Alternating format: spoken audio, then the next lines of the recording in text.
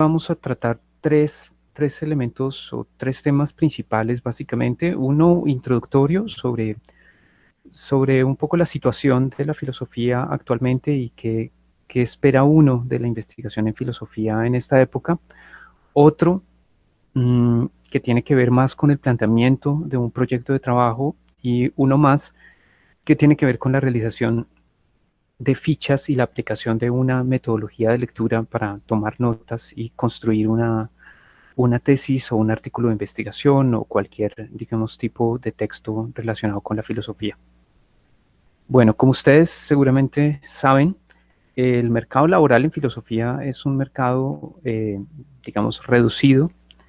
Eh, no hay muchas oportunidades para trabajar estrictamente hablando en filosofía, salvo en colegios y universidades, y en las universidades se necesita un doctorado para trabajar en filosofía. Decía que el ciclo de formación de un filósofo es sumamente largo, y no todos aquellos que estudian filosofía van a lograr conseguir un trabajo en filosofía específicamente.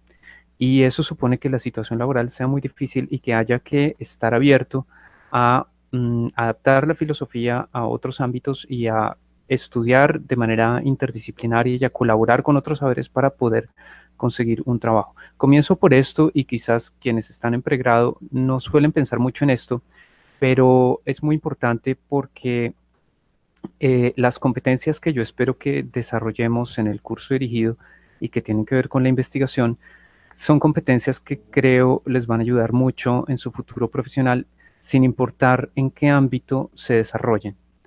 Eh, en ese sentido, pues yo creo que estas preguntas de cómo me voy a desarrollar profesionalmente después deben ser tomadas seriamente en consideración desde antes de graduarse.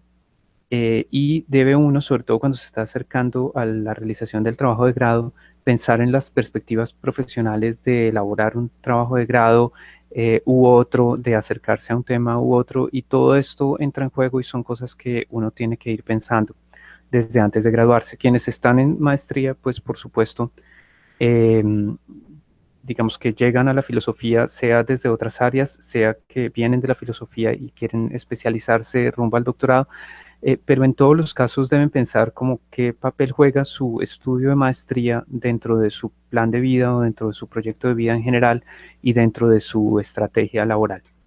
Digamos, no hay recetas para esto, pero diría yo que en general,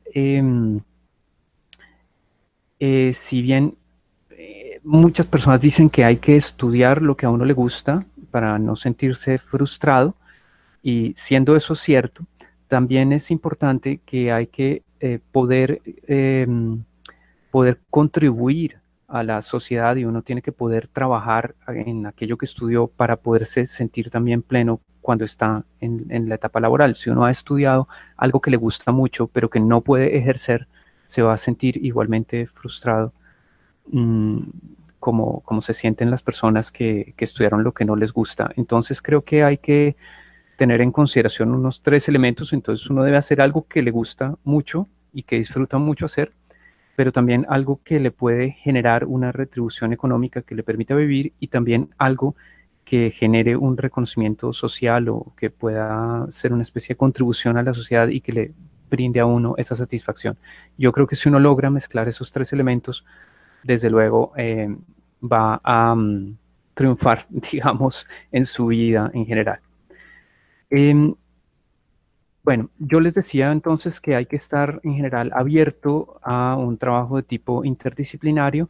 En una reunión previa que tuve con los miembros del curso dirigido, les decía yo que el tipo de aproximación que queremos hacer, digamos, al pensamiento de los autores de la fenomenología y de la hermenéutica que estaremos estudiando en el semillero, es una aproximación un poco contemporánea, que busca estar en diálogo con otras corrientes de la filosofía, en especial con las ciencias cognitivas no reduccionistas, o sea, las que no son cartesianas, y todo esto. Y esto ya abre, digamos, un panorama un poco mayor.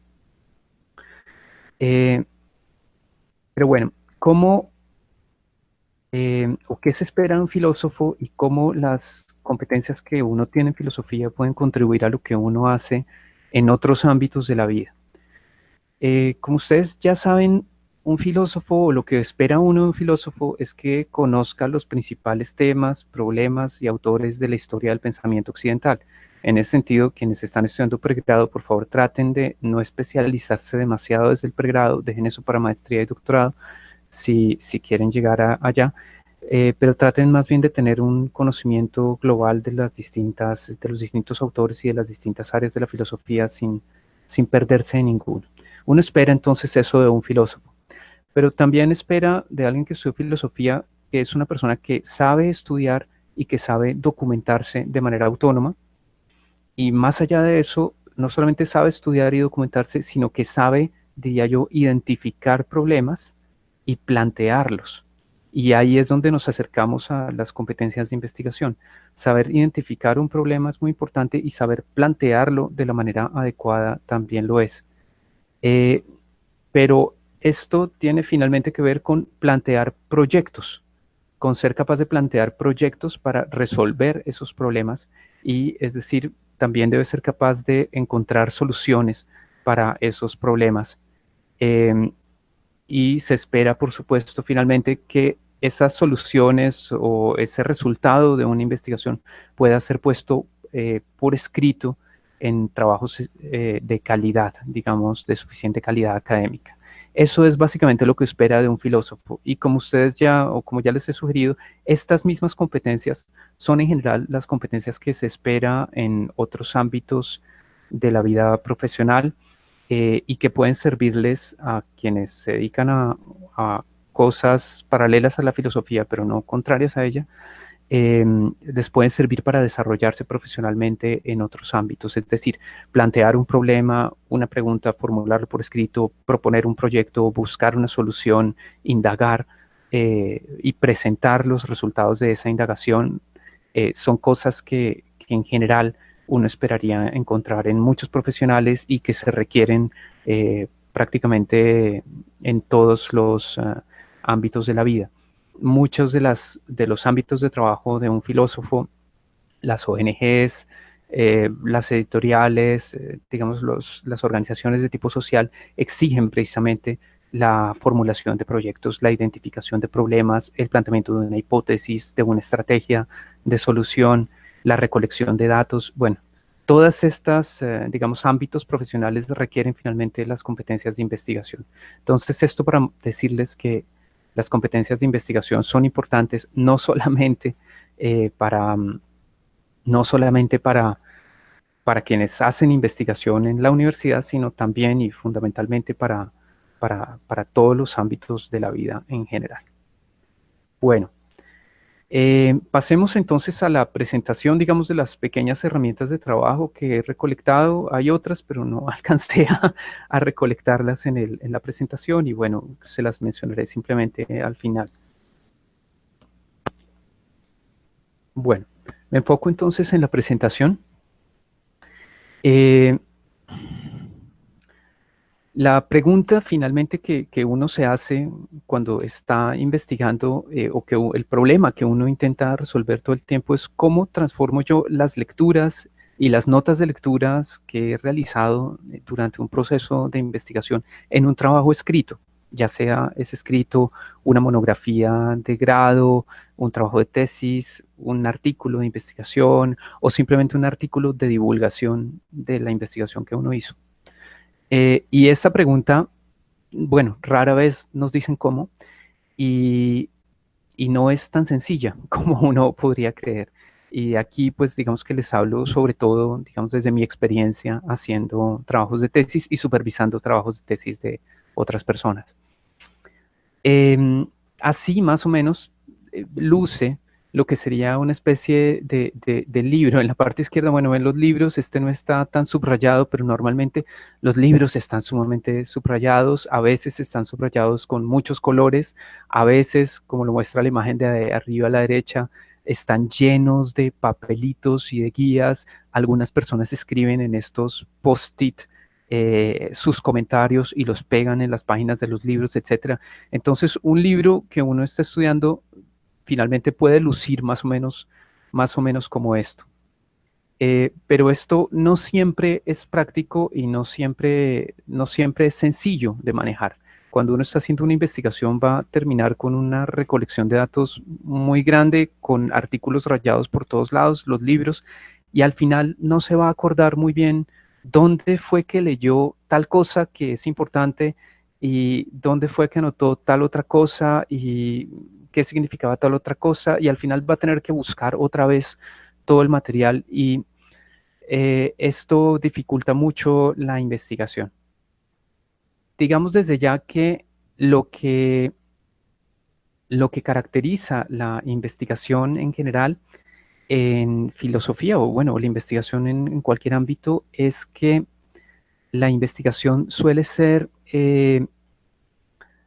una investigación ordenada y controlada. Digamos que a diferencia de un simple grupo de lectura, un grupo de investigación estudia de manera ordenada un tema y desarrolla su investigación con un objetivo muy claro, buscando una respuesta determinada. Eso es, digamos, lo que diferencia un simple grupo de lectura de un semillero de investigación o de un grupo de investigación en últimas. Entonces, no basta simplemente con subrayar, no basta simplemente con pegar papelitos, eh, porque se necesita de un sistema para poder organizar las cosas. Frecuentemente, cuando tomamos notas, muchas personas leen por un lado, subrayan, escriben en los márgenes de los libros y todo esto, y adicionalmente toman notas, ya sea en el computador, en un archivo de Word, ya sea en cuadernos o algo por el estilo.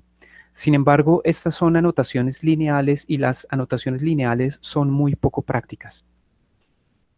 Son poco prácticas porque lamentablemente cuando uno anota de una manera secuencial algo, las ideas van quedando atrás y se van anotando en el mismo orden en el que se van presentando en la lectura que uno está haciendo.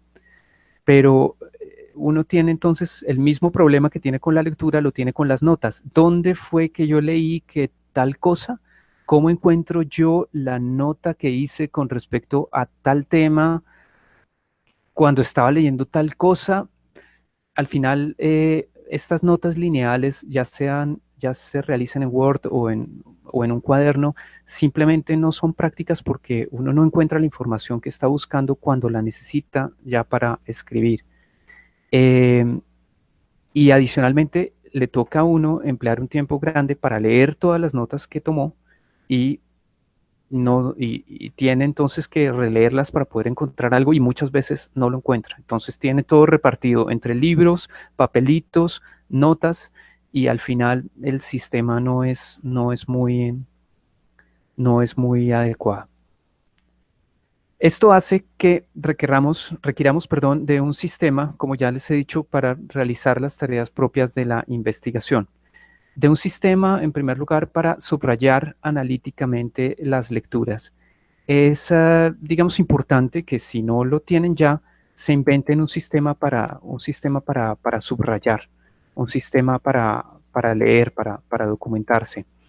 Mm, Uno debe, cuando está leyendo, no se trata simplemente de recrearse, digamos que esto es lo que diferencia una lectura eh, digamos, analítica de una lectura que simplemente busca la recreación. No se trata simplemente de recrearse con lo que uno está leyendo y de tomar nota, sino de realmente ir leyendo de una manera analítica, sobre todo en filosofía. Esto es ir identificando, por ejemplo, las ideas principales, los conceptos claves, las definiciones que dan los autores mientras desarrollan sus ideas, las diferentes tesis o hipótesis de los autores, las preguntas, los argumentos. Son, como pueden ver, son muchos elementos y si uno logra diferenciarlos, pues digamos que estaría muy bien. Hace un momento veíamos la diapositiva de un texto subrayado en varios colores y efectivamente subrayar en varios colores y asignar a cada color una función determinada es bastante útil. Yo, por ejemplo, pongo las preguntas y las hipótesis cuando voy leyendo, las subrayo en verde. Las ideas principales las subrayo en amarillo. Los conceptos claves los divido en dos. Los conceptos claves que el autor defiende subrayo como una especie de naranja, los conceptos claves que el autor critica los subrayo en fucsia, y así. Digamos, cada uno debe construir un sistema y de manera que cuando uno vea la página del libro subrayada, uno ya sabe y puede identificar con solo mirarla los conceptos claves, las hipótesis y puede, digamos, ayudarse mediante los colores. Al cerebro le gustan mucho los colores y uno tiene que utilizarlos para relacionarlos con ideas. A veces uno procesa más rápidamente los colores que otra cosa. Entonces, subrayar analíticamente las lecturas es importante y crearse un sistema que es propio de cada uno para subrayar es muy importante, sobre todo como estudiantes de filosofía. Bueno, se requiere también de un sistema para tomar notas y realizar apuntes. Ya les dije que la toma de notas lineal no es muy buena. De pronto vale la pena explorar, tomar notas en forma de mapa mental. A mí me ha funcionado mucho.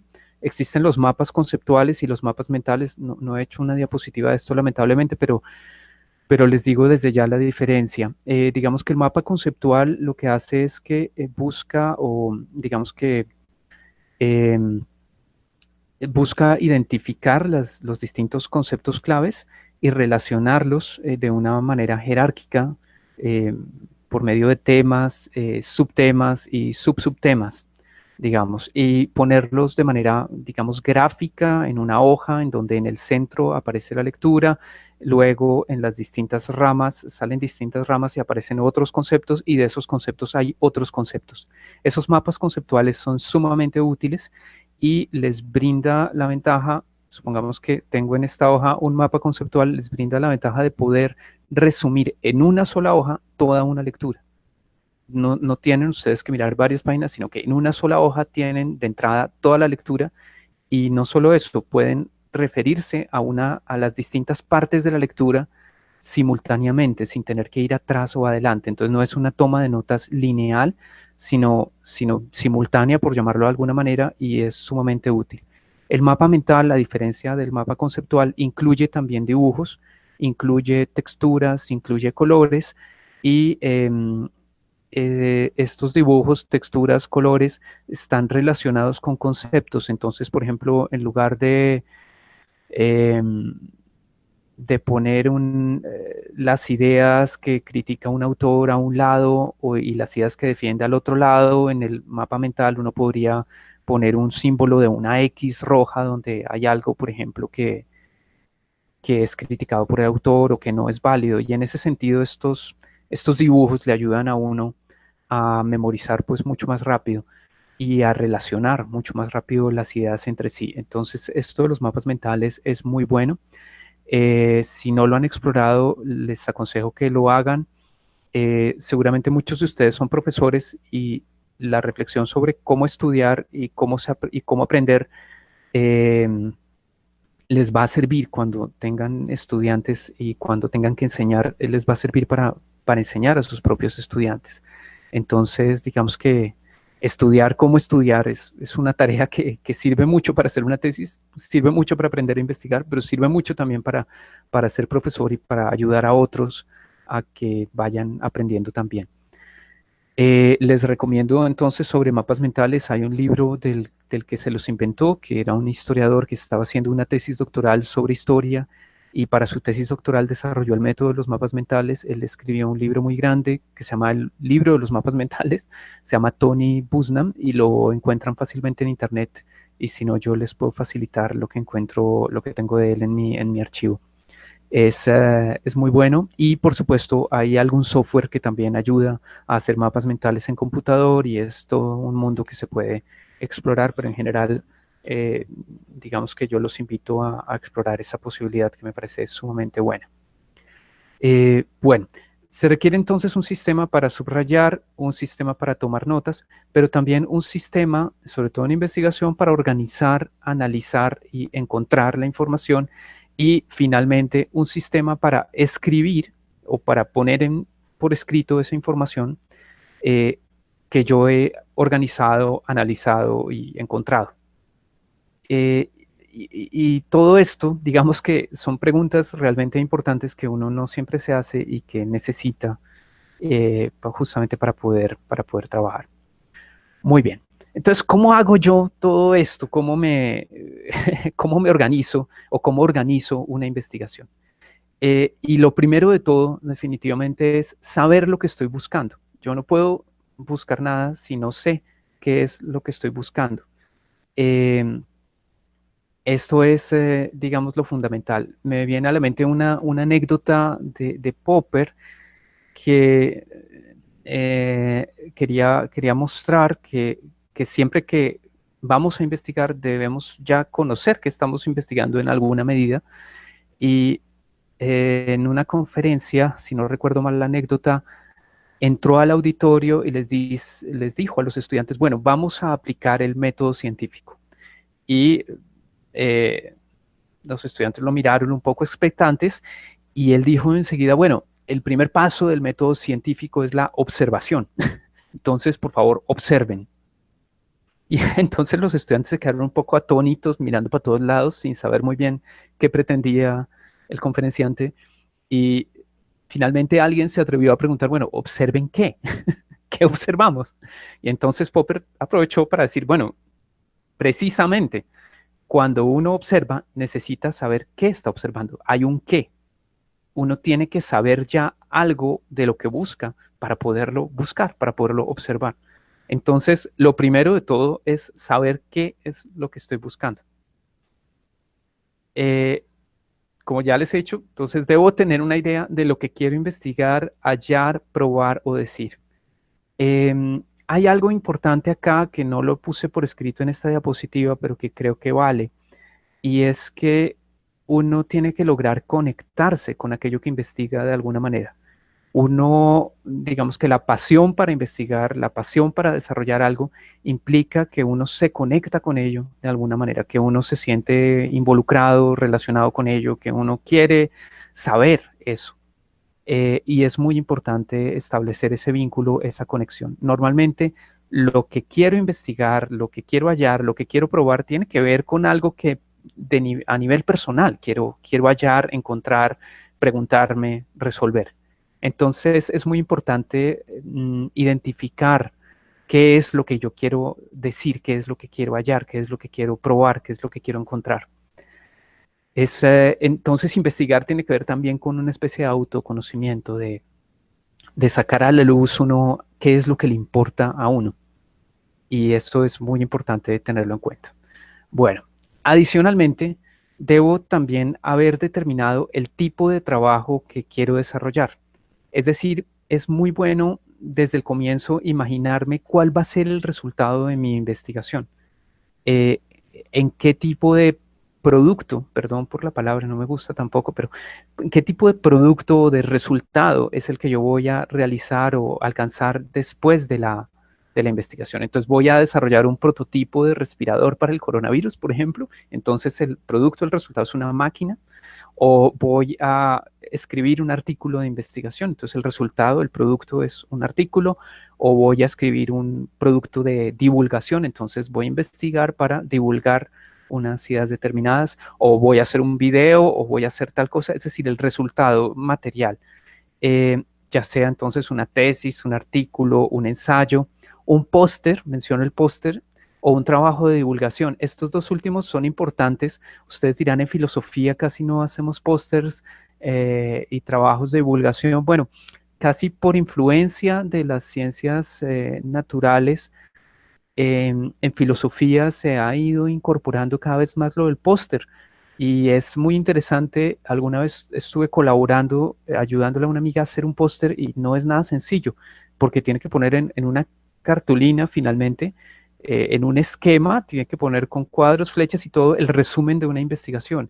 Entonces requiere un trabajo de síntesis muy grande y de análisis y de imaginación para ver cómo presento los resultados de una manera tan condensada, dejando que las personas se interesen y que de manera que el póster atraiga la atención de los demás. Entonces, eso es importante. Y en algunos congresos, los estudiantes van con póster, por ejemplo, no llevan una ponencia, sino llevan un póster y a uno le permiten pegar un póster durante el desarrollo de la conferencia y la gente mira los pósters porque resumen las investigaciones que se han hecho. Y el trabajo de divulgación es un trabajo muy importante porque la investigación, digamos que no solamente se queda en el medio de los académicos, guardada en las bibliotecas de las universidades o en los computadores de quienes investigaron, sino que va a la comunidad y en cierta forma influye en la comunidad y en la sociedad. Entonces, esos trabajos de divulgación no son nada sencillos de hacer, requieren que uno adapte el lenguaje para que no suene técnico y llegue a más gente y que uno tenga una comprensión tan clara de los problemas que puede decirlos de manera que cualquiera los entienda. Entonces, esto está también muy importante y no siempre fácil de hacer y es algo que yo creo que los filósofos tendrían que hacer especialmente para que lo que dicen, lo que estudian y lo que hacen sea entendido por otros de manera sencilla y puedan otros acceder a ello. Digamos que se agradece la claridad. Por otro lado, volviendo al punto inicial, los trabajos de divulgación pueden darle mucho trabajo a los que estudiaron filosofía y no pueden dictar en una universidad o en un colegio. Muchas veces simplemente adaptar lo que uno en filosofía ha estudiado a un público más general, divulgarlo y crear, digamos, productos de divulgación, eh, realmente puede a uno darle una salida económica para su propio desarrollo, pero también es algo que la sociedad misma pide muchísimo. En general la gente pide y quiere mucho filosofía, pero no accede a ella porque no tiene como un mediador que les traduzca la filosofía. Entonces, convertirse en ese mediador muchas veces es muy útil y se solicita muchísimo. Entonces, es una buena fuente de empleo también. Bueno, por supuesto pueden haber presentaciones orales, escritas, audiovisuales, sobre todo en este mundo, digamos, del Internet, pues los productos audiovisuales son importantes. Y algo importante para tener en cuenta es no solamente cuál es el objeto o el resultado o el producto concreto de la investigación, sino a qué público va dirigido. ¿Va dirigido a un público especializado de investigadores, de pares académicos o al público en general o a ambos? Y entonces, digamos, diferenciar o identificar en el producto que yo estoy realizando cuál es el público principal al que va dirigido y hablar o escribir acorde a ese público al que yo me estoy dirigiendo.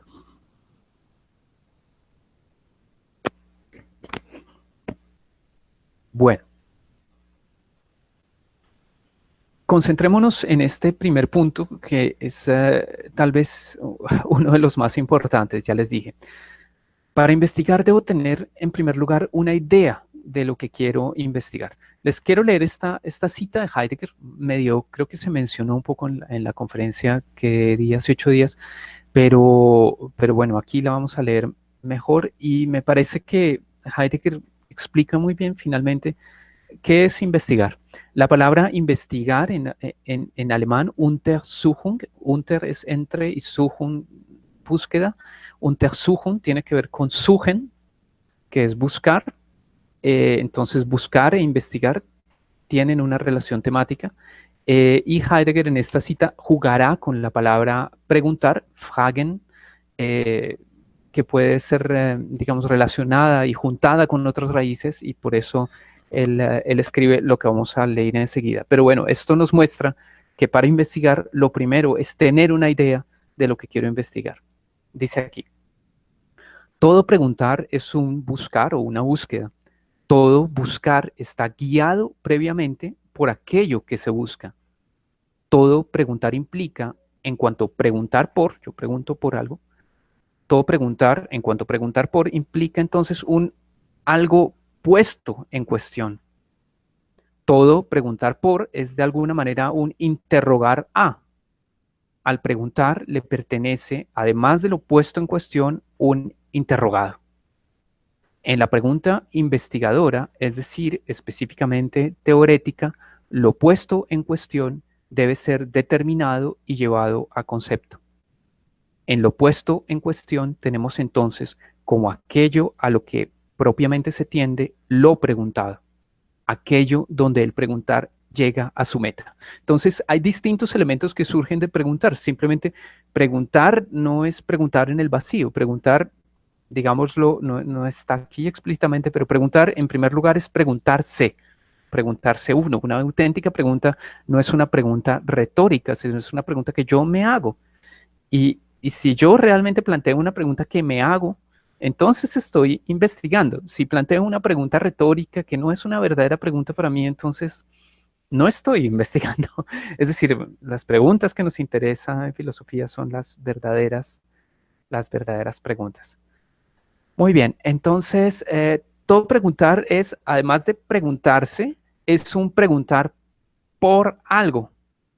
Eh, pero preguntar por algo es también preguntar a algo o a alguien con respecto a aquello que se pregunta. Pero adicionalmente hay algo que constituye la meta de ese preguntar. Hay algo por lo cual se pregunta. Y cuando yo encuentro aquello por lo cual se pregunta, entonces puedo decir que mi pregunta ha sido satisfecha. El criterio para determinar cuándo respondo una pregunta está en la misma pregunta. Cuando la respuesta se encuentra en la orientación de la pregunta y cuando alcanza o más bien brinda satisfacción a la pregunta. Y digamos que de esta manera, jugando un poco con la palabra fragen, preguntar, y con la palabra suchen, buscar, Heidegger, digamos, muestra todo lo que está implicado en la investigación y en el preguntar, que es finalmente la esencia de la investigación. Hay entonces una especie de relación circular aquí, porque parecería que yo investigo para descubrir o para conocer algo que no conozco. Sin embargo, para investigar debo conocer previamente aquello que busco entender. Entonces hay una relación circular en donde no conozco algo, pero para no conocer algo tengo que conocer algo en cierta forma. Entonces hay una relación circular. Esa relación circular la vamos a encontrar también en el desarrollo de la investigación y de la manera, en el desarrollo, digamos, práctico de la investigación con las herramientas que vamos a ver un poquito más adelante. Bueno, yo en general sugiero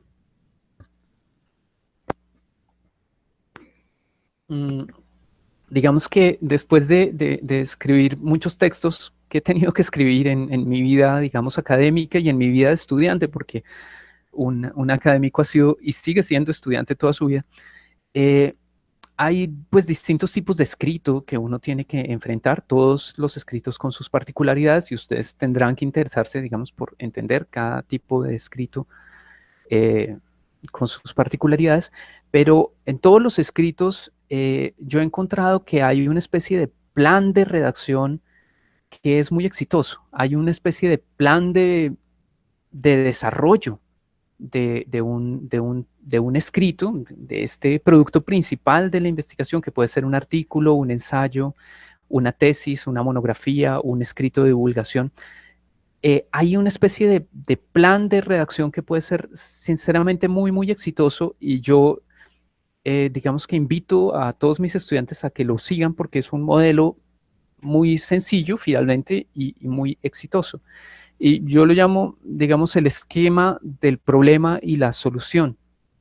Eh, es decir, intentar que mi artículo, mi ensayo, mi tesis, mi monografía o mi escrito de divulgación tengan una estructura de problema, divulgación o dicho de otra manera, de pregunta y de respuesta. Es muy sencillo. Cuando yo investigo, tengo un problema y la investigación consiste en resolver ese problema. Cuando yo leo el encabezado de un artículo, los primeros párrafos de un artículo, tengo un problema ante los ojos. Si el problema me interesa y es un problema grave, voy a seguir leyendo para enterarme de la solución. Entonces, lo que espero encontrar en un artículo es la solución de un problema y lo que constituye una muy buena introducción de un artículo es el planteamiento de un problema. Pero esto no es otra cosa que investigar. Para investigar hay que plantear un problema y proponer una posible respuesta a ese problema. Y este esquema realmente yo creo que debe estar en todo ensayo. en un pequeño ensayo, en un pequeño artículo, pero también en una monografía o en un trabajo de tesis mucho más largo, debe estar este esquema, debe ser reconocible al menos. Y voy a explicar, digamos, estos elementos con algo de detalle. Lo más importante en una investigación, en cualquier investigación, es el problema de investigación. ¿Cuál es el problema que tengo? Eh, Esto no es fácil. Digamos que plantear un problema uh, o mostrar por qué algo es problemático, en qué aspecto algo resulta problemático, es muy difícil. A veces le dicen a uno que uno tiene que identificar el tema de la investigación, pero en lo que yo les voy a mostrar, ni siquiera planteo el tema. Quiero decir, ni siquiera coloco el tema como uno de los ítems fundamentales de la investigación, y no lo hago porque identificar el tema es todavía demasiado vago. Más que el tema, yo puedo investigar literatura latinoamericana, o puedo investigar un periodo histórico, la Colombia colonial de los siglos XVII y XVIII, qué sé yo, el problema de la esclavitud en el siglo XIX o algo así. Es un tema, pero ahí no hay un problema todavía.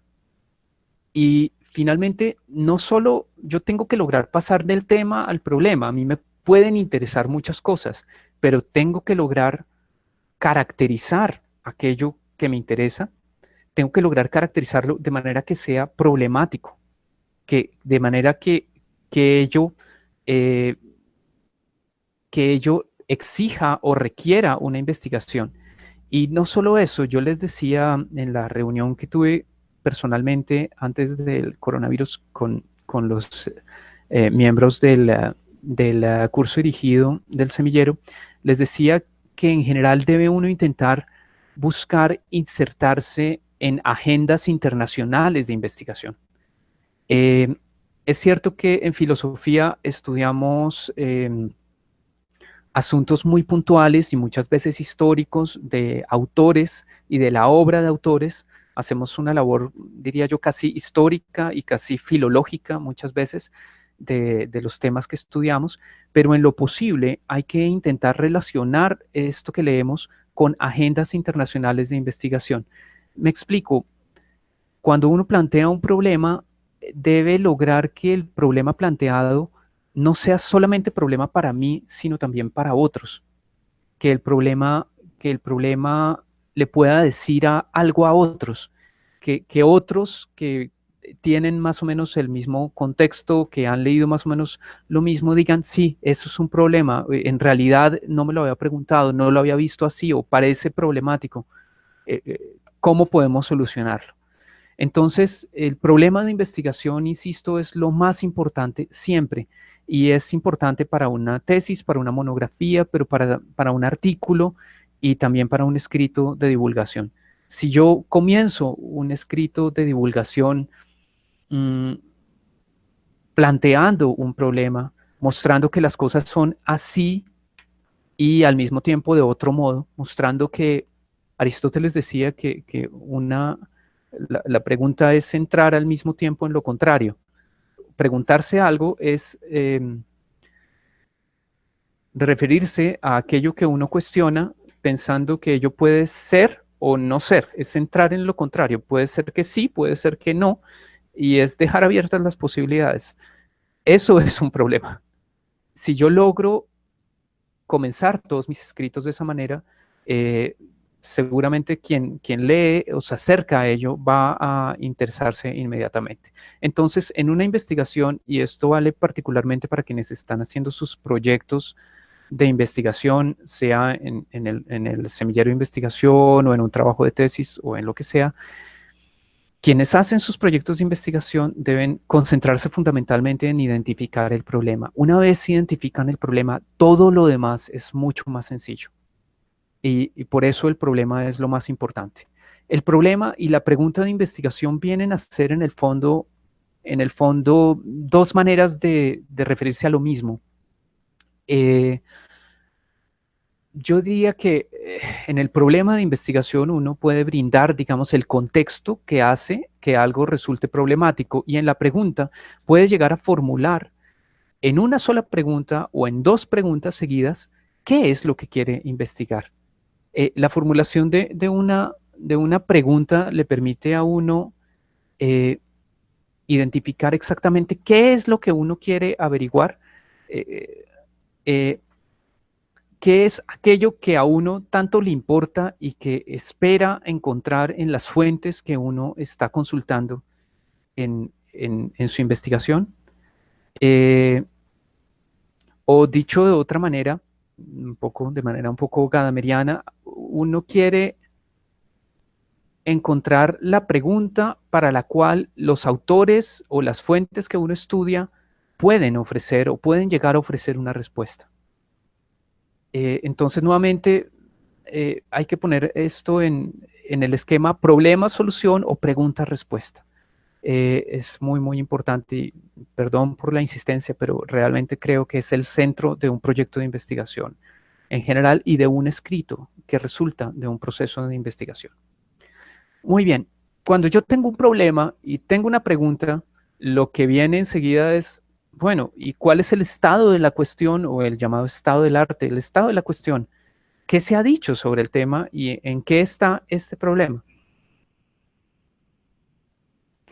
Y este es un punto importante y es un punto, diría yo, algo difícil en filosofía.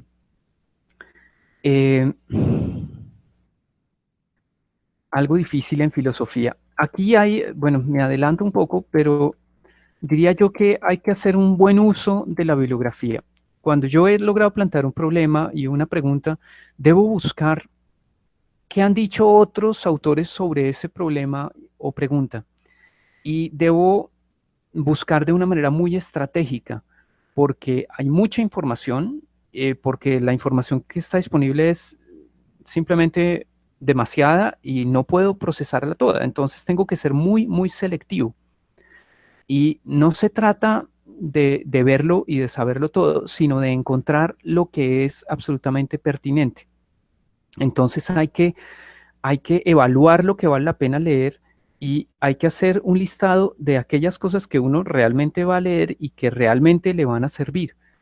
En los proyectos de investigación muchas veces las personas presentan unos listados gigantescos de textos que jamás van a leer, eh, o de cosas que encontraron en una base de datos de una biblioteca por internet o algo así, y eso no sirve de nada. Y algo que les quiero decir que es muy importante es que un proyecto de investigación no es simplemente no es el cumplimiento de un requisito, es más bien un documento de trabajo. No es que yo cumpla con el requisito de presentar un proyecto y ya, sino que ese es el primer y más importante documento de trabajo a partir del cual yo desarrollo mi investigación. Entonces, no se trata simplemente de letra muerta. Bueno, como clave general, hay algunos autores que son muy importantes para determinadas cuestiones. Y cuando uno mira las bibliografías de muchos textos de especialistas sobre cuestiones específicas, uno encuentra que siempre o frecuentemente citan a tal o cual autor. Esos nombres que uno va identificando como nombres que son frecuentemente citados, terminan siendo autores principales cuyas obras uno tiene que identificar y probablemente serán obras que uno tenga que leer, porque son obras muy conocidas que se han convertido, digamos, en obras fundamentales para eso. Otra clave importante es buscar de pronto resúmenes de libros, reseñas. La reseña es muy importante y se publican, ustedes seguramente han visto en las revistas especializadas de filosofía y de otras áreas, se publican reseñas. Entonces se publicó un libro en Estados Unidos o en Londres o no sé dónde y alguien hizo una reseña. Y hay incluso revistas que publican muchísimas reseñas. Esas reseñas son valiosísimas porque le brindan a uno un resumen del libro y le dicen a uno si el libro vale la pena ser leído o no, si uno debe leerlo o no, si lo debe incluir en su bibliografía. Entonces las reseñas les ayudan, digamos, a identificar estos como estos libros, perdón, que son absolutamente claves. Es fundamental documentarse en función del proyecto de investigación y dejar de lado todo aquello que, aunque es interesante para uno, desborde el ámbito del proyecto. En un proyecto justamente se trata de plantear una pregunta y de realizar una búsqueda dirigida a resolver esa pregunta, y en ese sentido tiene uno que dejar de lado todo lo que no le sirve, aunque le interese, porque, porque no lo puede leer todo. Tiene que dejar cosas para después. Entonces, yo creo que probablemente uno de los problemas que más enfrentan quienes están haciendo un proyecto de tesis es limitar el alcance de la investigación y dejar de lado. Pero lo más importante es precisamente eso: entre más limitada sea la investigación, es más fácil desarrollarla y mayor éxito voy a poder tener yo en esa investigación. Mm, Cuando yo estoy mirando un estado de la cuestión o haciendo la bibliografía de un proyecto de investigación, debo preguntarme si todas las fuentes que he encontrado son realmente importantes, y también debo preguntarme si corresponden a alguna de las partes en las que me imagino se compone mi tesis o mi trabajo o mi artículo. Entonces, si tengo un pequeño artículo o tengo en mente la idea de escribir un pequeño artículo y debo documentarme para ese pequeño artículo, hacer una pequeña investigación para ese artículo, entonces debo preguntarme qué partes va a tener ese artículo, mejor dicho, cuál va a ser el argumento principal de ese artículo y en qué me ayuda cada una de las fuentes para esos apartados en particular. Y si no me ayudan, pues realmente debo dejarlos de lado. Es decir, debo clasificar la documentación en función de las partes de mi trabajo, del resultado que yo espero alcanzar en general. Y por último, a veces uno quiere investigar algo y encuentra pocas fuentes sobre ello. En general, si yo encuentro pocas fuentes sobre ello, en general, salvo raras excepciones, en general es que no he buscado bien, porque pues hoy en día muchos temas han sido realmente investigados.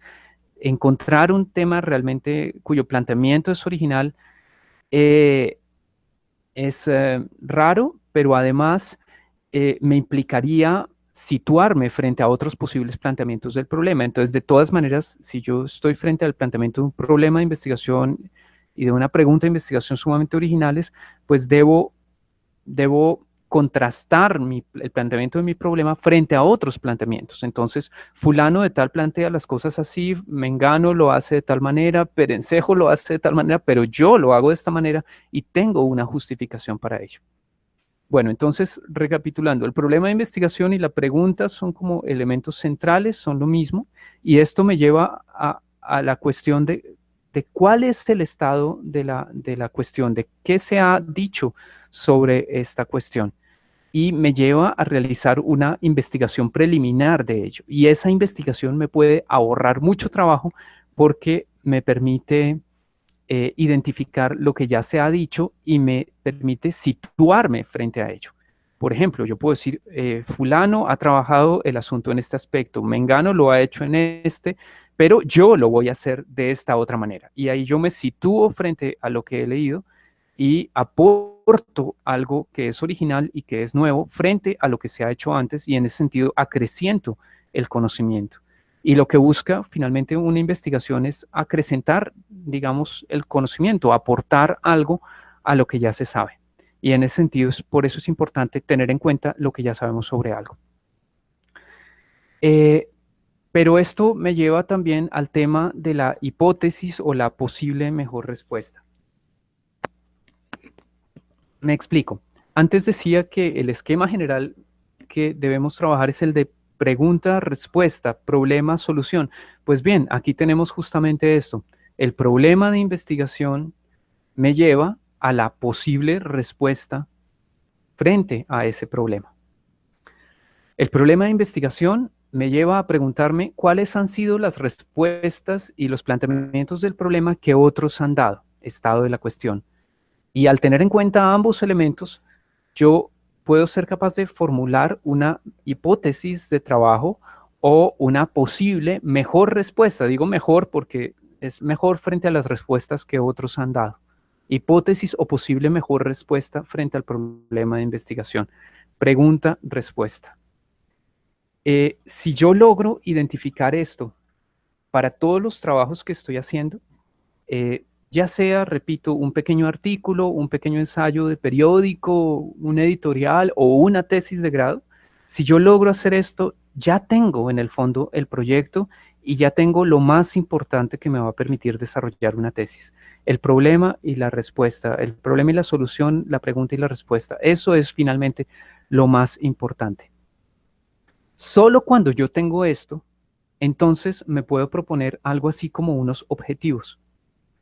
Es obvio que si yo tengo un problema y tengo la posible respuesta a ese problema, voy a tener inmediatamente unos objetivos. El objetivo de toda investigación es solucionar el problema planteado o contribuir a la solución de ese problema. Eso es evidente siempre. El primer objetivo, el objetivo general es ese. Pero yo puedo definir objetivos específicos en función del problema planteado, en función del contexto de ese problema, de lo que otros han dicho sobre ese problema y de la hipótesis que estoy dando sobre ese problema. En función de eso, yo puedo proponer algunos objetivos concretos.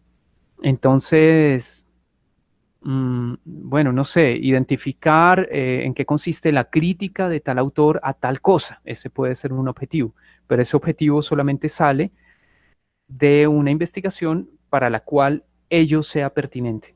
Y para eso yo tengo que ya saber qué es lo que quiero investigar, cuál es el problema y cuál es la posible respuesta, cuál es la posible solución a ese problema. Entonces, nuevamente esa circularidad.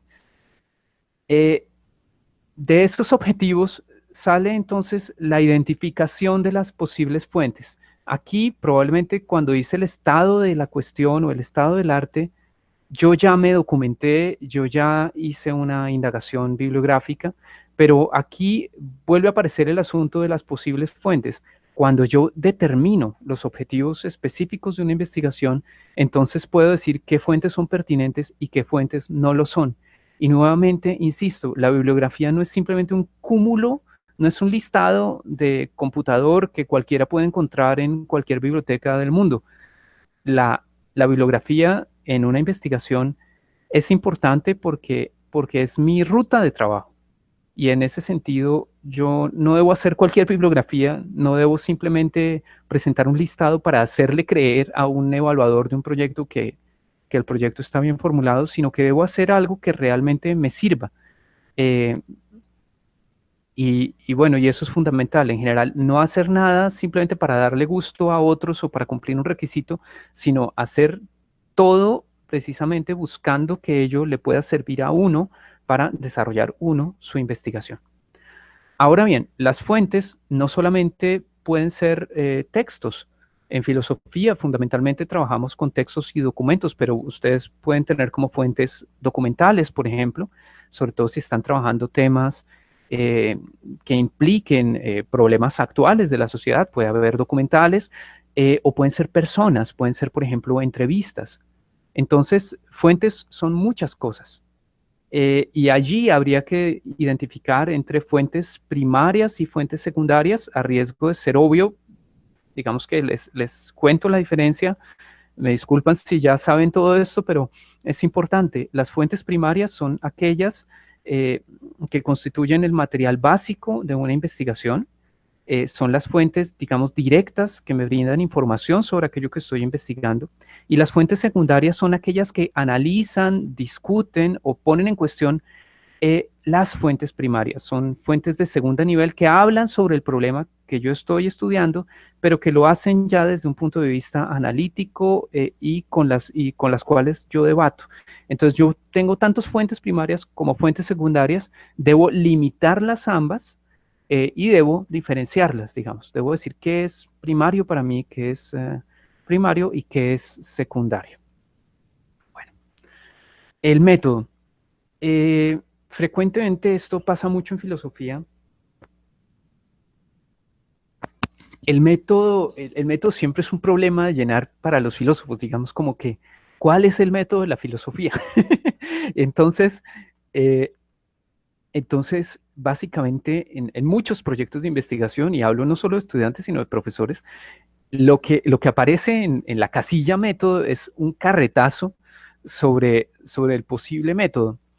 Pero yo los invito a que piensen el método más como, como lo dice la palabra griega, métodos como camino para ir en busca de algo.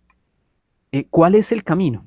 Entonces, si yo ya identifiqué unos objetivos limitados, tengo un material de trabajo, unas fuentes, ¿cuál es el camino para sacar a luz, para desarrollar, para encontrar lo que quiero encontrar, para trabajar con esas fuentes y producir el resultado que yo quiero producir? Y debo preguntarme cuál es el camino. Entonces, más que preocuparme por decir, no, yo hago un método fenomenológico o hermenéutico o comparativo o no sé qué, más que tratar de identificarse con un método determinado, eh, yo creo que deben preguntarse de manera práctica qué necesitan para poder desarrollar eso. Entonces, pues necesitan cosas como Internet, como poder acceder a las fuentes, tenerlas en físico. Necesitan también un sistema para leerlas, un sistema para analizarlas. Necesitan de pronto un software para reunir la información o necesitan crear unas tablas de análisis, unas matrices de análisis. Entonces necesitan saber usar Excel. ¿Cómo van a hacer? Entonces, primero voy a recolectar información, segundo voy a analizarla, tercero voy a reducir ese análisis a elementos esenciales, cuarto voy a escribir, por ejemplo, ese puede ser un método o un camino. Tienen que plantearse un camino, ¿cómo se van a organizar finalmente? Esa es la pregunta la pregunta del método. ¿Cuáles son los pasos necesarios para la investigación? ¿De qué forma alcanzar lo que uno se ha propuesto? Y esto incluye la recolección de las fuentes, los análisis requeridos, las distintas fases de la escritura, etcétera, etcétera. Con estos elementos del método, puedo yo ya hacer un plan de investigación. Otra palabra para plan es cronograma. Entonces, ¿qué voy a hacer primero y qué voy a hacer después? Normalmente una investigación tiene un tiempo limitado. En un curso dirigido o algo así, pues hay un tiempo limitado, es el semestre o de pronto un poquito más, o si es una investigación de más largo plazo, digamos un año. Si es un trabajo de grado, bueno, en el caso del pregrado hay un semestre para plantear el proyecto y 2 semestres para desarrollar el trabajo de grado. Y yo debo tener en cuenta ese cronograma, ese plan de investigación. Entonces, una vez que yo establecí los pasos que necesito realizar para poder desarrollar mi investigación, una vez que establecí el método de mi investigación, puedo establecer también el cronograma y el plan detallado de investigación. Primero voy a hacer esto, luego voy a hacer esto. Y es importante atenerse a los planes. A veces uno se angustia durante el desarrollo de una investigación y se salta los pasos, se salta la organización que uno mismo ha hecho.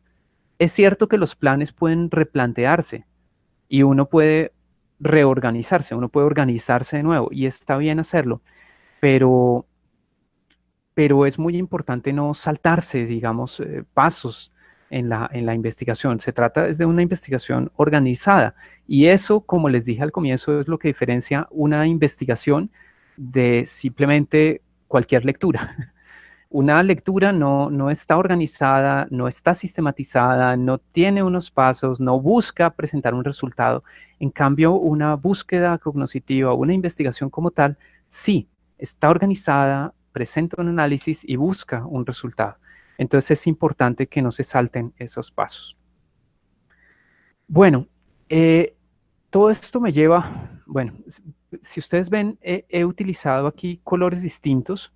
He puesto la pregunta y la respuesta, finalmente el problema y la hipótesis, el problema y la posible respuesta, junto con el estado de la cuestión, o sea, lo que otros han respondido sobre la pregunta que yo me hago, lo he puesto en azul para diferenciarlo de estos otros elementos que pertenecen como al amarillo, que son los objetivos, la identificación de las fuentes, que pertenecen como al planteamiento del proyecto de investigación como tal. Pero hay otros elementos que podemos distinguir. Una vez que yo tengo mi pregunta y mi respuesta, y una vez que he comenzado mi investigación y tengo ya el planteamiento de objetivos y un plan de investigación y estoy desarrollándola, voy a poder ir reconociendo cuáles son los argumentos principales para soportar, sustentar o demostrar aquello que yo quiero decir. Yo planteé una hipótesis. Esa hipótesis no es una camisa de fuerza. Yo puedo ir reformulando la hipótesis a medida que avanza mi investigación, pero durante la investigación yo voy identificando cuáles serían los argumentos principales que me dan la razón y que me ayudan a sustentar, defender o demostrar esa hipótesis. Y recuerden que lo que caracteriza la filosofía y los ensayos filosóficos, independientemente del estilo filosófico, es que los ensayos filosóficos son argumentativos. La filosofía argumenta, no solamente presenta ideas, no solamente dice cómo son las cosas, sino que argumenta a favor de una idea y en contra de otras. Entonces es muy importante que durante la investigación vayan ustedes identificando los argumentos principales y esos argumentos evidentemente estarán en función de la hipótesis que ustedes plantearon que busca responder el problema que ustedes plantearon. Y estos argumentos principales, cuando yo los tengo ya identificados, finalmente podré plantear algo así como un plan de redacción. Y fíjense ustedes que hemos pasado de la columna de la derecha del plan de investigación al plan de redacción. Como frecuentemente en filosofía, el resultado de una investigación es un trabajo escrito, sea una tesis o un documento de otro tipo. Entonces, yo debo pasar del plan de investigación y de la ejecución de ese plan de investigación a un plan de redacción, es decir, un esbozo previo de qué es lo que yo voy a decir en mi tesis o en mi artículo o en mi escrito de divulgación, etcétera, etcétera. Un trabajo de investigación muy grande puede incluir incluso varios tipos de texto. Puede incluir una tesis, puede incluir un artículo y puede incluir un texto de divulgación, por decir algo, o un video o un póster. Entonces, el plan de todos esos resultados debo yo hacerlo. ¿Y de dónde sale? Viene, por supuesto, de los argumentos que soportan mi hipótesis y viene de todo el trabajo investigativo que he hecho previamente. Solo puedo llegar a la redacción de un trabajo eh, teniendo en cuenta estos elementos iniciales. El problema y la solución, la pregunta y la respuesta, y la delimitación que yo hice de ese problema con base en unos objetivos y en un plan de trabajo determinado que me llevó a investigar. Y bueno, dicho sea de paso, todo lo que yo haga como resultado de investigación, ya sea un video, ya sea un texto, ya sea lo que sea, debe obedecer al desarrollo de un plan, debe ser el resultado de un plan determinado. Y el plan es el que me da, digamos, el rumbo de cuáles son las ideas que van primero y las ideas que van después. Hay distintos tipos de planes para distintos tipos de textos. Yo sugiero planes muy sencillos, es decir, planes en donde hay solamente unas dos partes y nada más. No alcancé aquí a desarrollar en estas diapositivas los distintos tipos de planes, pero les digo rápidamente algunos de ellos. Por ejemplo, un plan histórico. Un plan histórico narra en primer lugar lo que ocurrió antes, en segundo lugar lo que ocurrió después y concluye haciendo un balance entre antes y después. Es un plan de redacción posible. Un plan de redacción dialéctico presenta una idea, una tesis, luego una antítesis que contradice esa tesis y en la conclusión muestra por qué es mejor lo que se presentó en segundo lugar, por ejemplo, o hace un balance de las anteriores, etc. Entonces hay distintos tipos de planes y es muy importante que todos los textos o resultados de investigación tengan una estructura muy clara que sea identificable, sobre todo por sus lectores, que normalmente en filosofía son filósofos y lo que están buscando es una estructura coherente, una estructura racional y coherente que constituya una respuesta lógica a la pregunta o al problema que ustedes han planteado.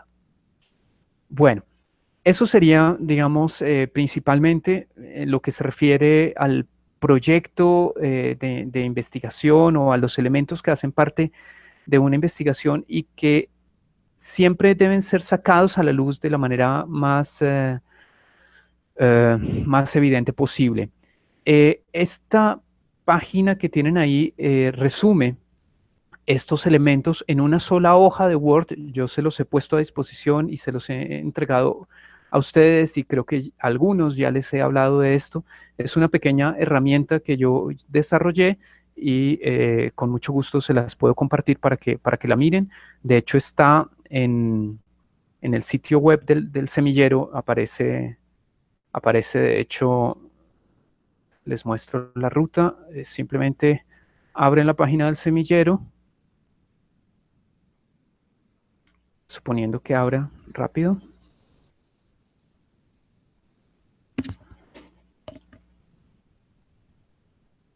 Bueno, parece que está súper lento, no sé por qué.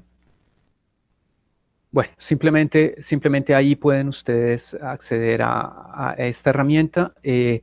Hay dos versiones, una versión totalmente limpia para que ustedes la llenen y una en la cual les explico, digamos, cuál es el contenido de cada uno de estos elementos para que ustedes puedan irlo simplemente llenando y desarrollando cada uno en función de sus necesidades. Es también un trabajo que vale la pena hacer y rehacer con cada cierto tiempo porque el proyecto va cambiando. Entonces ustedes plantean el proyecto, pero como es un documento de trabajo, la hipótesis la van formulando mejor a medida que investigan, el problema se va enriqueciendo porque van conociendo fuentes que muestran que el problema es más gravoso que lo que ustedes pensaban, etcétera, etcétera. Y finalmente ustedes van puliendo o van trabajando sobre esto y en una sola página pueden resumir muy bien esto. Entonces los invito, digamos, a consultar eso y a usarlo como una herramienta que les puede ayudar, espero yo. Bueno, pasemos al último elemento que quiero compartirles y que me parece muy, muy importante, y es el de las fichas de lectura. Les decía antes que uno de los problemas fundamentales estriba justamente en no poder encontrar la información que uno está buscando, en tener una pila de libros llena de papelitos, llena de señales, llena de marcas en los márgenes, pero de los cuales uno no ha sacado el mayor provecho y que entonces uno está tratando de acordarse, pero dónde yo leí, en qué página era, qué tal cosa, y entonces tiene que buscar mis libros y ni siquiera se acuerdan qué libro o no se acuerdan qué página y no lo encuentra y no lo puede citar. Ese es un problema muy frecuente. O estoy revisando mis notas y entonces no encuentro absolutamente nada porque son notas larguísimas y para encontrar algo tengo que volverlas a leer todas. Entonces, esto se soluciona, por ejemplo, con fichas de lectura. Las fichas de lectura que ustedes están viendo son fichas de lectura reales que yo tuve que hacer y las quiero mucho porque son las primeras que yo tuve que hacer cuando yo estaba estudiando historia. Esta es la metodología que utilizan los historiadores y yo la adapté a filosofía y desde que la aprendí en historia ha sido para mí la metodología más importante y que me ha servido para todos los trabajos de investigación que he tenido que hacer. Y les comparto la metodología porque me parece sumamente sencilla y porque finalmente cualquier otra metodología en el fondo lo que hace es repetir esta. En mi época, pues digamos que el uso de computadores era más bien raro, entonces lo hacíamos en papel, como pueden ver en la foto, en fichas bibliográficas de cartón, y yo se los voy a explicar cómo lo aprendí en fichas bibliográficas de cartón. Pero lo que yo hago en fichas bibliográficas de cartón, pues también lo puedo hacer en el computador y obviamente ustedes también lo pueden hacer en el computador y es pues mucho más práctico y rápido y bueno para el desarrollo de una investigación. Estoy buscando las fichas, pero bueno, no las tengo cerca. Bueno, pasemos a ver cómo se hace una ficha de cartón o de computador y qué contiene y por qué es importante que contenga esto y en qué me puede ayudar para mi investigación. Si yo tengo una ficha de cartón, voy a dibujarle estas líneas, estas 3 líneas de arriba, y esas líneas me van a permitir, digamos que asignarle a cada una un sentido determinado, poner una información específica determinada. En la parte de arriba a la izquierda voy a poner la fuente. supongamos que yo estoy haciendo una investigación sobre Heidegger, ser y tiempo, entonces arriba pongo de dónde saqué, porque muchos de los problemas que uno tiene a veces es que no sabe cuál es la fuente, yo de dónde saqué esto, cómo lo cito, de dónde lo saqué y en qué página estaba. Eso se soluciona de esta manera. Yo simplemente pongo Heidegger, ser y tiempo, traducido por Rivera, Madrid, Editorial Trota, el año 2003, parágrafo quinto, página 39. Es decir, estoy poniendo la referencia completa de donde saqué una información. Ustedes, pues, si lo hacen en cartón y no les cabe, pues pueden poner de manera abreviada ser y tiempo y pueden simplemente poner el número de la página y, por ejemplo, el parágrafo. Eso es muy importante porque el número de la página es lo que les va a permitir citar posteriormente el contenido de la ficha de lectura. Repito, esto no lo tienen que hacer en cartón, lo pueden hacer en computador, seguramente quizás algunos tienen ya un sistema, pero lo importante es que vean los elementos y lo adapten ustedes a sus necesidades y a su estilo y lo usen, espero yo, de la mejor manera.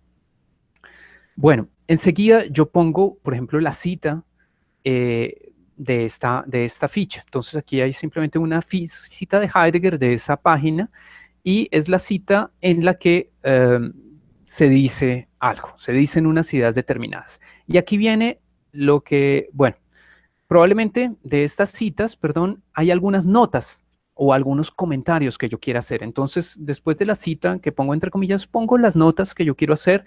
Incluso si no me queda espacio y lo hago en cartón, pues volteo la nota y la ficha de cartón y lo hago por detrás.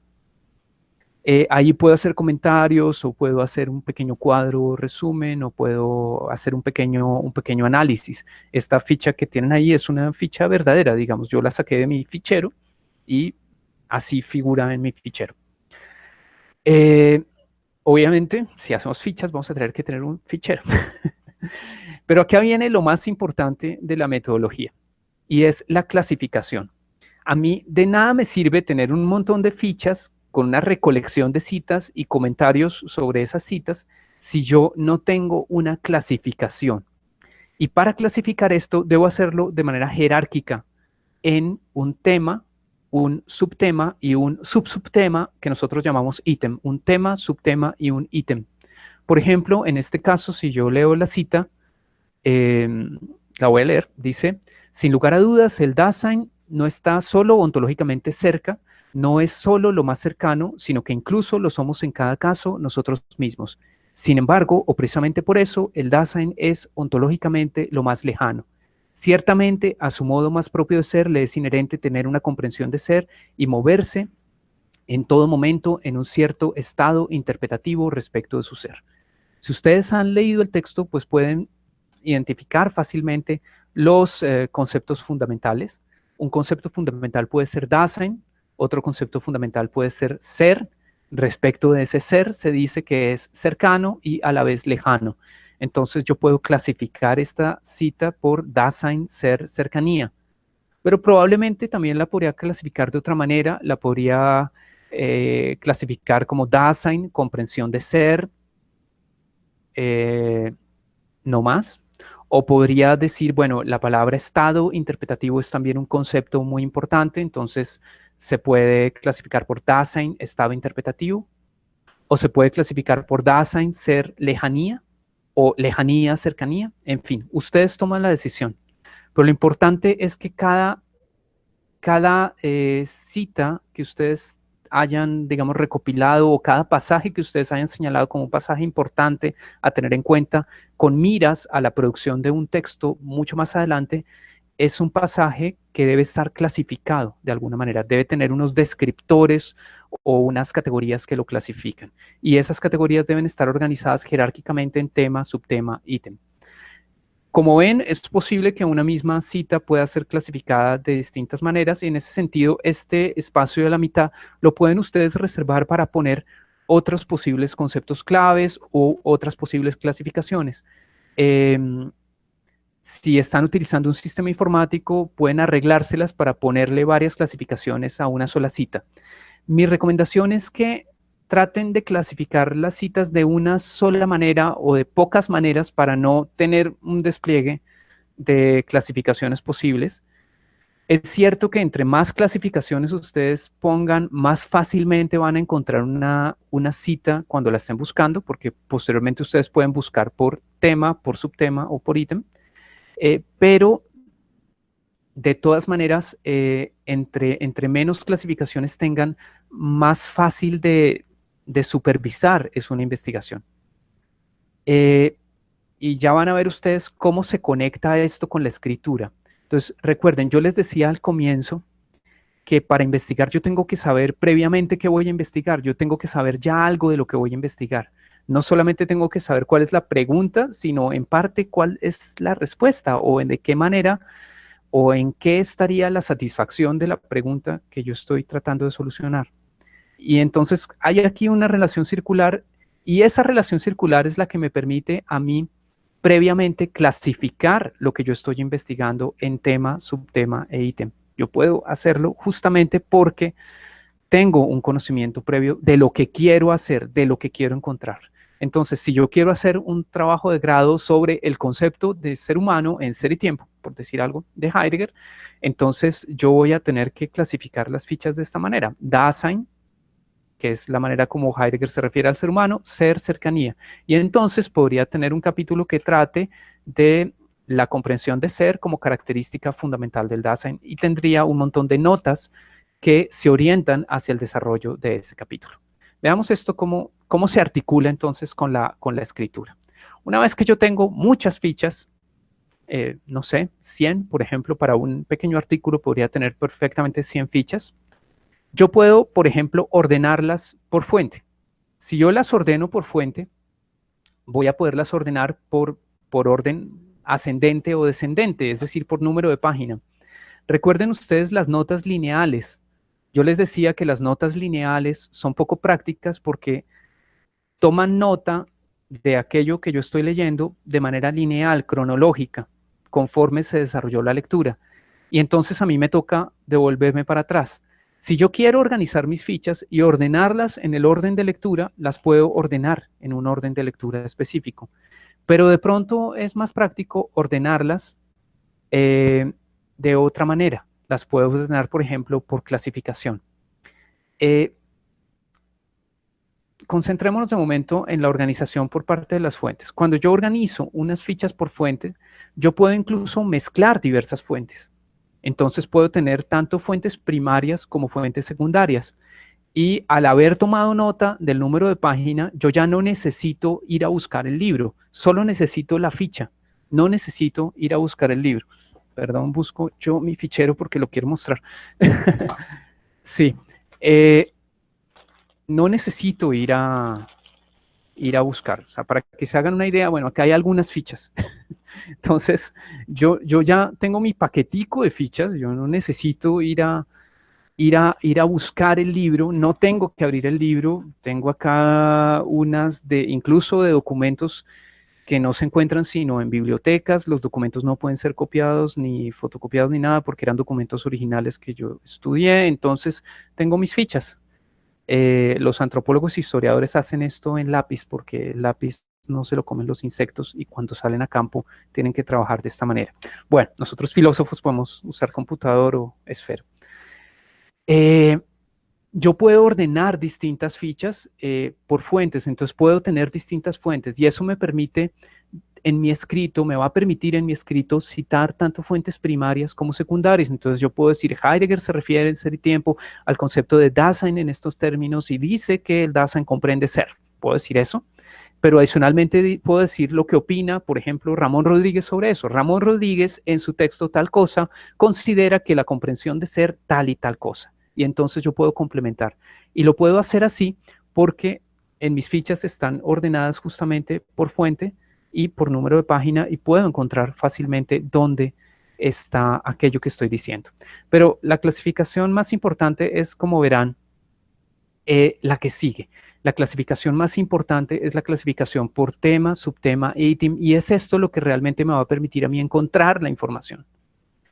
Si yo ordeno por tema, subtema e ítem mis fichas, voy a tener un cúmulo de fichas, por ejemplo, un paquetico así, que va a tratar sobre el mismo tema. Por ejemplo, el que está ahí en la pantalla, Dasein, ser, cercanía. Y entonces yo voy a poder escribir un capítulo con base en estas fichas. Yo las voy a poder, por ejemplo, organizar, las pongo primero las que tratan tal cosa, no sé qué, las voy a organizar por tema, luego por subtema y luego por ítem. Y todo eso se va a corresponder al final con mi escrito. ¿De qué manera se va a corresponder? De esta. Esta sería más o menos la clasificación de un conjunto de fichas que ustedes podrían tener. Tienen, digamos, 100 fichas, están ordenadas, digamos que en 3 temas, que tienen a su vez unos subtemas y que tienen a su vez unos ítems. Es, como pueden ver, una clasificación jerárquica y finalmente es una especie de mapa conceptual de su tesis. Si ustedes hacen la investigación de esta manera, van a tener acá un mapa conceptual de los 3 temas fundamentales de la investigación, de los subtemas que están asociados a ellos y de las particularidades de esos distintos subtemas. Y adicionalmente van a poder organizar sus fichas, por ejemplo, en 3 montoncitos diferentes que traten 3 temas diferentes y que les ayuden a desarrollar su trabajo. Pero no solo esto. Esto que hemos visto o esta estructura que ustedes han hecho, finalmente es un análisis que ustedes hicieron mientras estaban leyendo. Cuando ustedes estaban leyendo, si se tomaron el trabajo de clasificar sus fichas por tema, subtema, ítem, entonces lo que van a hacer es una especie de análisis implícito, sin darse cuenta, lo que están haciendo es analizar el contenido de sus fichas y clasificarlo y ordenarlo. Y al hacer esto, ustedes van a tener un mapa conceptual de su tesis, finalmente.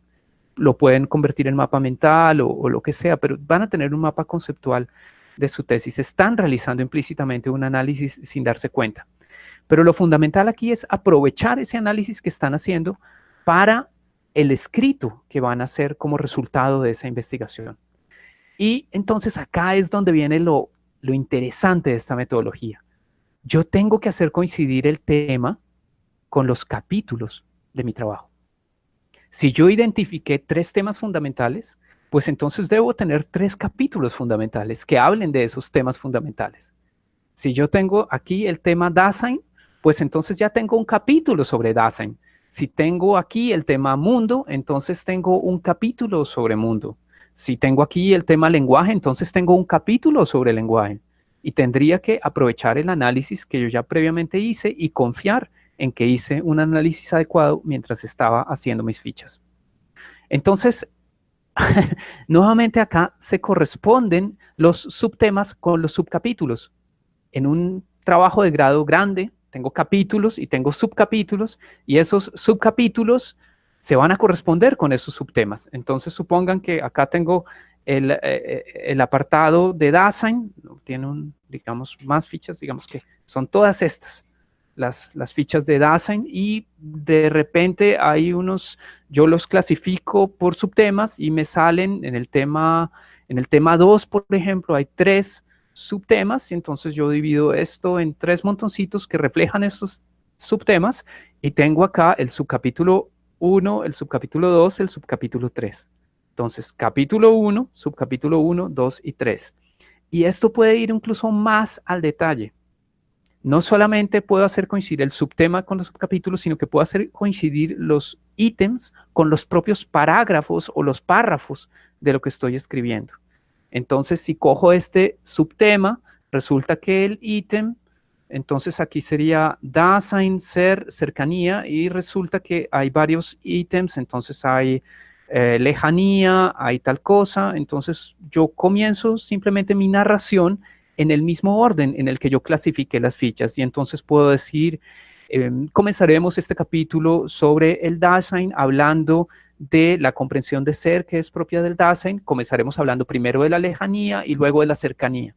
Entonces, supongan que estoy hablando del tema 2, del subtema 3, del ítem 1 y del ítem 2. El tema 2 sería Dasein, el subtema 3 sería, por ejemplo, comprensión de ser, el ítem 1 sería lejanía, el ítem 2, cercanía. Y entonces ya tengo todo organizado y lo único que tengo que hacer es redactar. Pero las ideas fundamentales ya las tengo, el análisis fundamental ya lo he hecho en el fondo. Y entonces, digamos que puedo desarrollar mi investigación de una manera mucho más práctica y de una manera mucho más fácil, porque en el momento en que yo quiera citar algo, me basta simplemente con leer a la izquierda arriba en dónde aparece esto, de dónde lo saqué, en qué página está y lo cito, simplemente entre comillas, o me refiero a él parafraseándolo y pongo la referencia como una cita indirecta e incluyo otros análisis en mi texto. Esa es entonces, digamos, una manera muy, muy práctica de organizar la investigación. Eh, bueno, entonces al final, esa estructura que yo tenía de clasificación o de categorización o de análisis de mis fuentes de lectura va a terminar reflejándose en el escrito que yo voy a hacer. Lo que aplica para una tesis, pero también para un artículo. En un artículo no hablamos de capítulos, pero sí de apartados que tienen subapartados y que tienen párrafos. Entonces yo puedo utilizar la misma estructura para escribir un artículo. Simplemente me falta, tengo aquí, por ejemplo, una tesis con 3 capítulos, con distintos subcapítulos y con una introducción y una conclusión que escribo en su momento cuando, cuando ya esté listo para presentar mi trabajo. Antes les dije que el plan de investigación, digamos que era diferente del plan de redacción, pero si ustedes se dan cuenta, si yo utilizo la metodología de las fichas, si utilizo la metodología de las fichas, ustedes seguramente se darán cuenta de que el plan de investigación y el plan de redacción se han juntado y que lo que era aparentemente distinto termina siendo una misma cosa. Entonces, vamos simplemente a la última diapositiva. Creo que afortunadamente se logró escuchar todo prácticamente.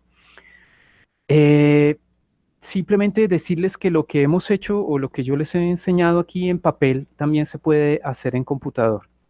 Y existe en el mercado algún software para esto.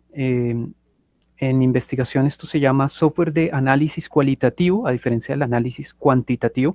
En las ciencias humanas utilizamos el análisis cualitativo porque los fenómenos tienen siempre cualidades que no son matematizables. Y existe entonces estos software de análisis, son muy buenos. Lamentablemente el aprendizaje toma mucho tiempo y se requieren de varias semanas de videotutoriales en internet para poder utilizarlos. Son también software de pago, aunque eventualmente pueden ustedes conseguir alguna versión de esto. Ah, bueno, perdón, no estoy compartiendo pantalla, entonces lo comparto ahora, perdón. Sí. Muy bien, creo que ahora sí. Listo, gracias. Bueno, entonces este software de análisis cualitativo está, por ejemplo, MaxQDA, AtlasT, NVivo, son los principales. Hay otros. Eso les permite, por ejemplo, leer un PDF y categorizarlo. Pueden ahí poner unos descriptores o unas categorías para analizar y subcategorías. En el fondo no es nada distinto de la clasificación de las fichas en cartón de la que ya les he hablado. Les hablo de las fichas en cartón porque algunos todavía trabajan a mano y prefieren hacerlo, otros trabajan en computador, entonces básicamente como cada uno quiera trabajar, está bien. Pero bueno, estas herramientas son bastante difíciles de aprender y de no muy grande acceso y tal vez no siempre se requieren para el tipo de investigación que se hace en filosofía. Solamente si ustedes están trabajando, por ejemplo, con videos o entrevistas grabadas, podría ser útil algún tipo de software de estos en la medida en que les permite categorizar, por ejemplo, un video en el minuto 30 con 20 segundos, alguien habla sobre tal cosa y ustedes pueden poner una categoría de eso, de manera que encuentren la información después. Son softwares también bastante pesados para su ejecución, pero ustedes pueden utilizar un software un poco más modesto y yo les recomiendo 2 programas que vienen con la suite de Office que pueden utilizar, Microsoft Excel y Access. Para los que son usuarios un poquito más experimentados y más curiosos, pues pueden utilizar Access. Para los que simplemente utilizan o conocen muy poco, pues pueden utilizar Excel. ¿Cómo lo utilizarían? Por ejemplo, en el caso de Excel, estoy abriendo el programa, podrían simplemente inventar una matriz determinada. Podrían simplemente inventar una matriz determinada en donde ponen los distintos elementos. Entonces, por ejemplo, aquí ponen la fuente, aquí ponen la cita, aquí ponen los comentarios y aquí ponen, por ejemplo, el tema, el subtema, el subtema y el ítem. Y ustedes van llenando esto. Obviamente en Excel ustedes lo pueden poner pues mucho más bonito. Le pueden poner colorcitos, pueden ampliar esto para que sea un poco más grande, ampliar la cita, etcétera. Pueden hacerlo de manera que sea mucho más lindo. Pero adicionalmente, o lo más interesante aquí, está en las opciones que se tiene, por ejemplo, de ordenar las fichas. Se pueden ordenar, por ejemplo, por la columna A, la columna B, la columna C. Se pueden ordenar por alguna de las columnas. Entonces yo puedo ordenar por ejemplo, la columna D. Puedo ordenar luego por la columna E. Puedo ordenar luego por la columna F. A ver, la D. Y agrego otro nivel, la columna F, y entonces al decirle clic, él me ordena las distintas fichas de esa manera y yo puedo entonces consultarlas. Pero también puedo utilizar filtros y puedo crear, bueno, puedo crear distintos filtros y puedo filtrar aquí la información, perdón, puedo filtrar aquí la información por de determinada manera. Entonces, si yo tengo aquí varias categorías, aquí me aparecería un listado de las categorías, las puedo ordenar de la A a la Z, las puedo ordenar por color, o sea, también le puedo poner colores. Luego, Excel en realidad les permitiría tener una fuente de trabajo muy buena y, por ejemplo, si ustedes van a realizar 100 fichas, pues simplemente van a tener 100 líneas durante el desarrollo de su investigación en un archivo de Excel y esas 100 líneas van a poder copiar, van a poder copiar el archivo y sacar archivos más pequeños, van a poder analizarlo de muchas maneras. Entonces es una opción simplemente muy buena para trabajar y muy sencilla. Y si no han trabajado antes con este tipo de cosas, es la opción que yo les recomendaría. Adicionalmente, quienes sean usuarios entonces de Access o conozcan un poquito más Access o se animen, digamos, a descubrir este asunto del Access, pueden hacer una base de datos. Una base de datos no es otra cosa que un conjunto de tablas relacionadas entre sí y ese conjunto de tablas, perdón, sí, quería abrir mi base de datos justamente, no sé si puede aquí. Mm, Bueno, parece que no está sincronizado mi asunto, pero vamos a ver si lo logro abrir. Creo que sí, ya.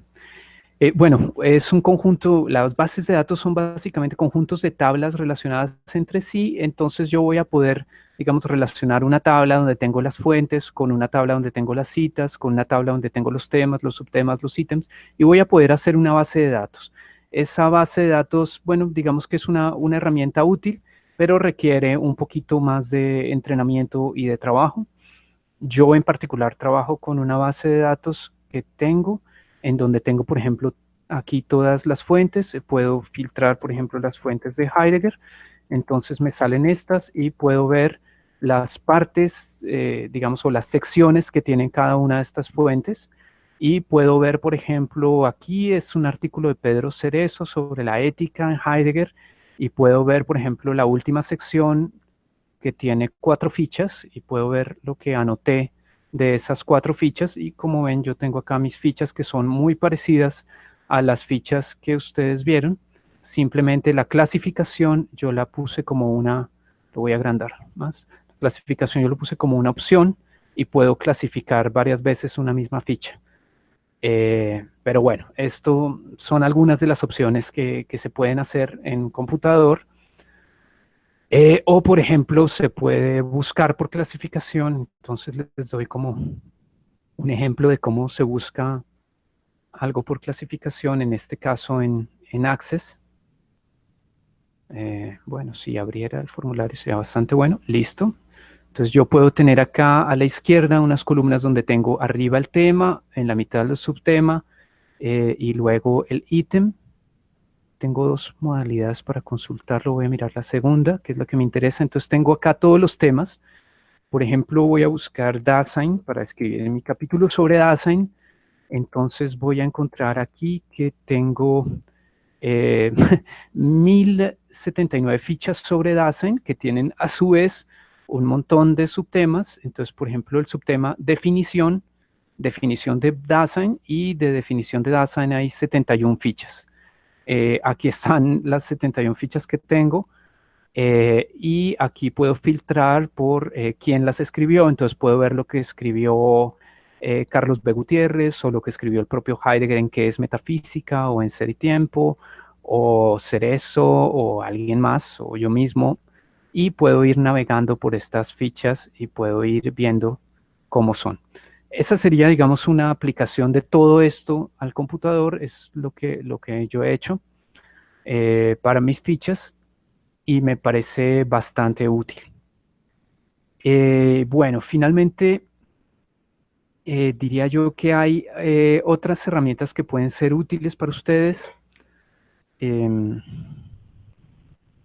Hay otras herramientas que pueden ser útiles para ustedes. No las tengo en este momento para mostrarlas, pero podrían ser cuadros comparativos. Ustedes en Excel pueden hacer un cuadro comparativo en donde ponen en una columna a un autor, en otra columna a otro autor, y comparan distintos términos de ese autor. Entonces comparan la posición que tiene sobre la metafísica, sobre la idea de filosofía o sobre el ser humano, y hacen análisis comparativos de autores.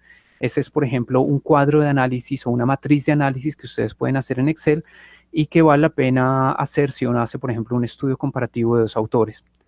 O algo muy importante que puede ser muy útil también es trabajar con cronologías. Por ejemplo, si uno hace un estudio sobre un autor, sobre la obra de un autor, entonces vale la pena leerse una biografía y establecer unas cronologías. Entonces, bueno, escribió tal obra en tal momento, escribió tal carta a tal persona en tal momento, en tal época se encontró con tal persona, y hacer esto en orden cronológico, también en una tabla de Excel por años o por meses, según ustedes lo quieran organizar, les puede ahorrar mucho tiempo a la hora de escribir. Lo importante es que piensen ustedes cómo analizar la información que tienen y que quieren, las fuentes, cómo analizar las fuentes que están trabajando para que puedan desarrollar una investigación.